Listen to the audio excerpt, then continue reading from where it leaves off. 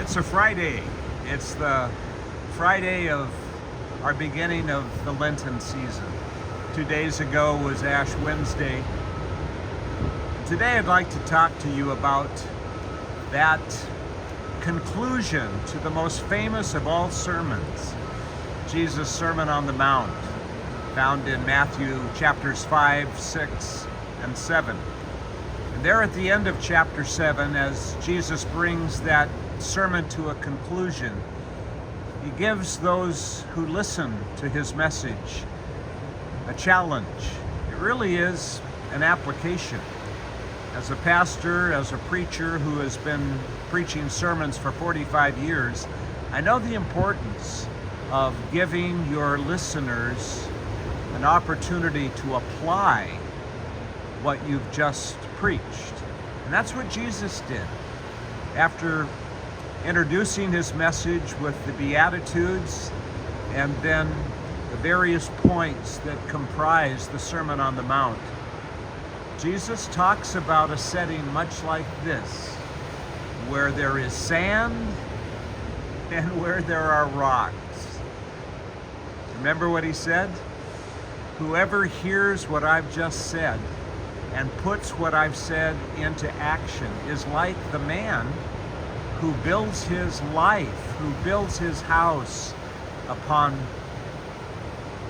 solid rock, a firm foundation, so that when the winds come and the rains prevail, the storms of life assail, that man's life, that man's house will remain standing on the rock. But then he gives the contrast. Whoever does not apply the words that I've just spoken to you will be like the man that built his life, built his house on the sand. Here we have the contrast between the sandy beach, against which the waves are crashing continually this morning, or the rocks. The one who doesn't apply what he has heard, what she has heard, is like the person that builds their house upon the sand. And when the winds come and the rains prevail, when the storms assail, that house collapses. Not unlike the story of the three little pigs. Remember? Building your house of wood, or building your house of sticks, building your house of brick. Yeah, we want to build our house of brick, not sticks or flimsy wood. We want to build our lives on stone, on the solid rock, on Christ the solid rock we stand. All other ground is sinking sand. This morning, as I record this devotional from Oceanside, California, it's a beautiful, calm, serene morning. But the weather forecast calls for an atmospheric river. The Pineapple Express is about to make itself known. And within hours, this peaceful scene will be a dramatic storm from which people will be fleeing. Hard to imagine now. But isn't that just like life? You can't always trust what it seems at the moment. You have to heed the warnings. Take precautions.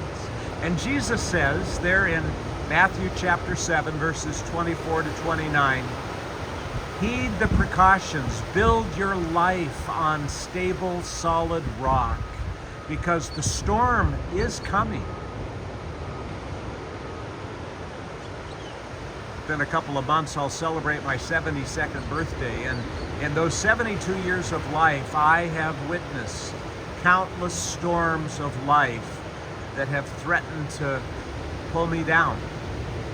I've lost my balance a few times because I was taught early on by my godly mom and dad, by godly Sunday school teachers, by God-fearing grandparents and other relatives to whom I looked up. I took heed and built my life on solid ground. May you do the same and teach your grandchildren, your great-grandchildren, to follow your example and to build on that which will hold them when the winds and the rains inevitably come. Would you join me in prayer today? Lord, as we continue to make our way through this Lenten series of reflection, an inward look to find out just exactly what it means to place you on the throne of our life, to make you Lord of our life. Help us to build our lives on a firm foundation that will not collapse when the storms of life come, as come they will. We can't do it on our own. We need your help. And so we begin this day, even as we begin this weekend, praying the prayer that Jesus first taught us. Our Father, who art in heaven, hallowed be thy name. Thy kingdom come, thy will be done on earth as it is in heaven. Give us this day our daily bread, and forgive us our sin as we forgive those who sin against us. Lead us not into temptation, but deliver us from evil. For thine is the kingdom and the power and the glory forever and ever. Amen. Remember that from Sunday school? A wise man built his house upon the rock. I remember that one too. Well, if you don't remember that little song you learned in Sunday school, remember the words of Jesus from Matthew chapter 7 and build your life today on that which will sustain you in the weeks and months to come. Let's talk again on Monday. And by the way, if you haven't checked out my post for this week, check out myrhymesandreasons.com.